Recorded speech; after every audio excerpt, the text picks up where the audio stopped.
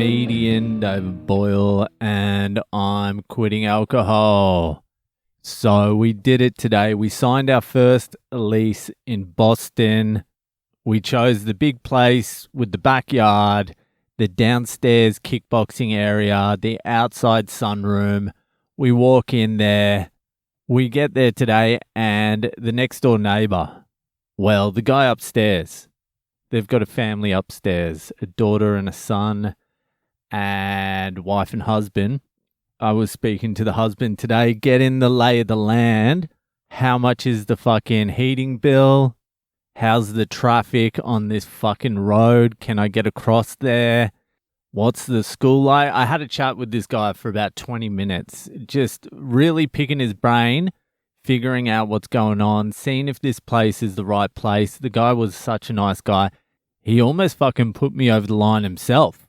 He's like, my wife loved your wife and your kids, and she came home and she was like, I want them to move in.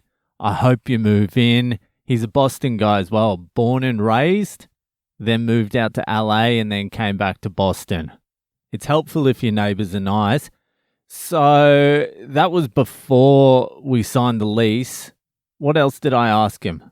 Mainly about the traffic, the noise, because it's sort of on a main road. It's off a little bit, but the road is a little bit fucking busy. It doesn't really affect the sound because it's double glazed. You know, like you walk into a place, you look at it, then you fucking walk away, and then you make up some shit in your head. You're like, this was like that was like this was happening. And I walk into the place again and I'm like, none of that was happening. There's a fucking wall here. Who put that wall in from last time? I removed it in my mind, and I also didn't pay attention to the fact that there's no fucking lights in this joint as well. The bedrooms have no fucking lights, which is not a problem, to be honest with you. It's fine because we've got a big living space. I think it's 16 feet, a full 16 feet. Well, you can't have a full 16-foot couch in there. You can have a 12-footer, which is what we're looking at. And now this is the new headache, furniture. Jesus Christ. When you just walk around Bob's Furniture, you're like, oh, I'll just choose that. I'll pick that. That will be nice. And then the house will be sorted. That's not the fucking reality. So anyway, I'll get to the furniture in a second. The fucking lease got signed. We're in there until the 1st of September 2027. So we're locked in. How's that, eh? How the fuck is that? American citizens. Well, not citizens. I'll probably be arrested by ICE next week. But, you know, I'm here. Oh, fuck. So we signed it. Now we have the lease. We met the owner. She was nice. She was real nice, actually. She was a nice lady. She was having a laugh with the kids as well. My son burst into tears. I don't know what that was about. I think when we signed the lease, it all became very real to him. And I can understand. He understands more than my daughter. Actually, my daughter understands more than all of us combined. And she's 5 years old. But my son knows like the basics a little bit more than my daughter. Actually, my daughter probably knows the basics more than him as well. I think it just hit him that like, oh, we're here now. This is our new house. We're not going back to Australia. We're not going back to India. This is it. This is it for now. And I fully understand it. So he sort of burst into tears. It's a great place though. Like once we get the furniture in there, after we spend a few weeks just living on a mattress, all four of us, one mattress, it will be like bonding, a family bonding experience. So fucking as soon as we signed the lease, they gave us the key a couple of days early so we could start furnishing it. And then the real hell started. If you think finding a place was hard, try finding some fucking furniture to put in the cunt. Bob's, we went to Bob's, fucking Bob's Furniture, which is packed. There's furniture everywhere. And we walk in, we're like, all right, we want that couch. And he's like, what color do you want it in? We're like, we'll get it in blue. We need the chase on this side. It's like $1,500, so that's sweet. We're like, we'll get it delivered. He's like, when do you want it delivered? We're like, as soon as possible. And he's like, as soon as possible is 10 weeks away. I'm like, what? He's like, yeah, 10 weeks. I'm like, what the fuck are we going to do for like 10 weeks? He's like, that's not really, that's really not my expertise, how you're going to live your life.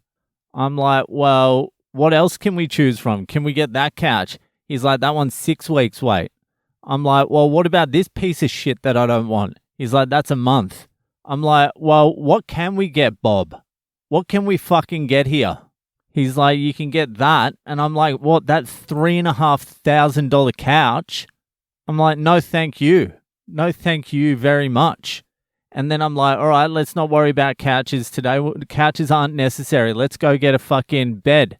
And so we're looking at fucking mattresses, and I'm like, all right, I like this one. This is good. This is firm. I need a firm bed because my back was getting a little bit fucked in my old bed because it was sinking. I like this one. Let's get this one. $890. I'm like, well, that's a little bit above budget, but it's big, it's nice, it's queen size. I'll take it. He's like, oh, that's not queen size. That's king size.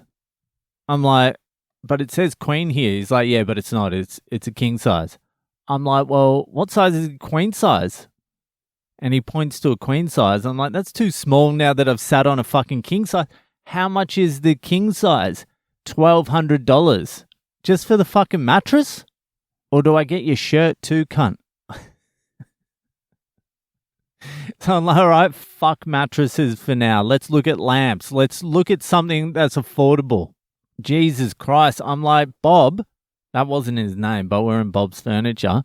I'm like, fucking Bob, why is it taking so long for everything to get to us? And he's like, well, the tariffs haven't helped. Inventory is low and the tariffs have not helped that. And I'm like, so you're blaming Trump, are you? I wouldn't say that too loud around here, you know? You don't know who's listening. So we fucking shopped for furniture for about 8 or 9 hours today and did not buy a single, and I mean a single piece of furniture. It's looking like it may fucking cost a lot more to furnish this house than I was expecting. I was looking at it. When I walk around Bob's, the prices are decent. You're like, all right, I'll get that. Will probably cost like 5 or 6 grand. Now it's looking more like fucking 10 to 12. And that's not happening. I can tell you that right now. 10 to 12 to fill the house is not happening.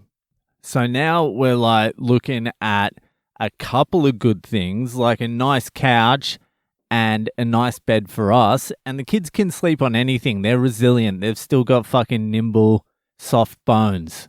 They can adapt. I can't adapt.